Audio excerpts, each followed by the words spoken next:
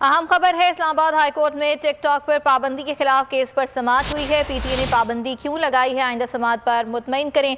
अदालत की जानिब से रिमार्क्स दिए गए हैं। फैयाज महमूद हमारे साथ मौजूद हैं, मजीद उनसे जान लेते हैं। फैयाज, बताइएगा अदालत ने मजीद क्या अहकाम दिए?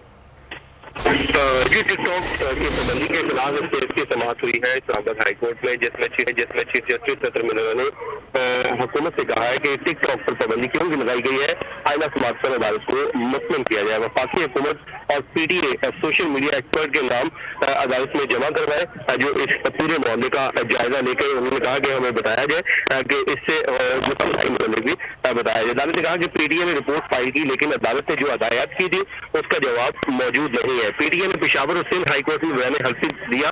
टिकटॉक पर सिर्फ 1% मवाद काबिल एतराज होता है, जिसके बाद अदालत ने केस की समाअत 22 नवंबर तक मुलतवी कर दी। ठीक है, इस बारे में आगाह किया फैयाज, बहुत शुक्रिया आपका। सब्सक्राइब करें और बेल दबाएं ताकि कोई खबर रह न जाए।